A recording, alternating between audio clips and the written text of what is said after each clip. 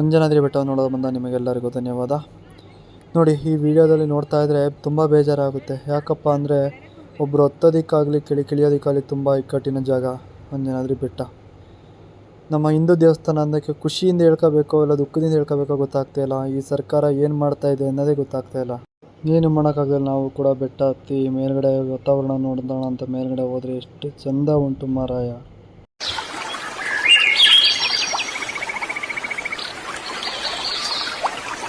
ಹಾಗೆ ಅಂಜನಾದ್ರಿ ಬೆಟ್ಟಕ್ಕೆ ಒಂದು ಬಾಯಿ ಮಾಡಿಬಿಟ್ಟು ಹೊರಟ್ಬಿಟ್ಟು ಅಲ್ಲಿಂದ ಹಂಪೆಗೆ ಹೋಗಿ ವಿರೂಪಾಕ್ಷ ದೇವಸ್ಥಾನ ನೋಡೋಣ ಅಂತ ಹೋಗ್ತಾ ಇದ್ದೀವಿ.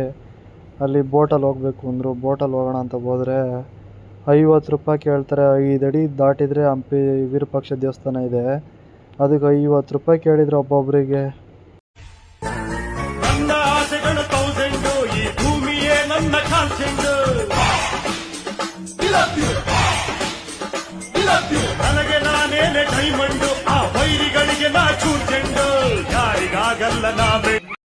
ಅಲ್ಲಿಂದ ಒಟ್ಟು ರಥ ನೋಡೋಣ ಅಂತ ಹೋಗ್ತಾ ಇದ್ರೆ ಇವರು ಮಕಾನ ಮುಚ್ಕೋತಾ ಇದ್ರು. ಯಾಕೆ ಅಂದರೆ ಇವ್ರು ಬೆಳಗ್ಗೆಯಿಂದ ಬಿಸಿಲಲ್ಲಿ ದಿಂಬ್ರೋ ಕಪ್ಪಾಗಿದ್ದೀನಿ ಅಂತಾರೆ. ನಮ್ಮ ಗಾಡಿ ಡ್ರೈವರ್ ಅಣ್ಣಂಗೆ ಸಾಂಗ್ ಹಾಕೋಣ ಅಂತಂದಿದ್ದಕ್ಕೆ ಅವರು ಕನ್ನಡ ಸಾಂಗ್ ಹಾಕಿದ್ದಕ್ಕೆ ನಮ್ಮ ಏನಂದ್ರು ಕೇಳಿಸ್ಕೊಂಡು ನೀವೇನು ನೀನು ಹೇಳಿದೆ ಅಂದ್ರೆ ಕನ್ನಡ ಸಾಂಗ್ ಹಾಕಿದ್ರೆ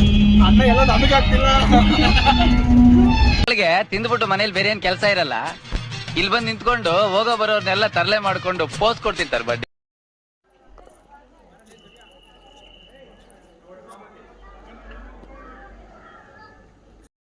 ಎಲ್ಲ ನೋಡ್ಕೊಂಡು ವಾಪಸ್ ಹೊರಡಬೇಕಾದ್ರೆ ಎಂತ ಕೊಯ್ತಿದ್ರಪ್ಪ?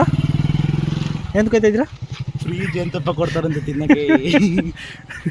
ನಡುವೆ ನಮ್ಮನ್ನ ಕಾಡುವಂತಹ ಕಟ್ಟ ಕಡೆಯ ಪ್ರಶ್ನೆ ಹೀಗೂ ತಗೊಂಡು ಹೋಗೇ ಹೋಗ್ತಾರ ಟೇಸ್ಟ್ ಮಾಡಿದ್ರೆ.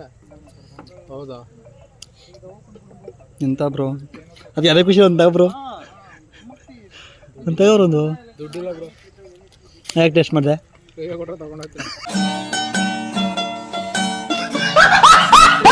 ನೋಡಿಲಿ ಬನ್ನಿ ಜನರೇ, ಜಯಂತಪ್ಪ ನೋಡಿ ಫ್ರೀಯಾಗಿ ಕೊಡ್ತಾನೆ ಅಂತ ಓಡ್ ಬರ್ತಾನೆ ಅಲ್ಲಿಂದ.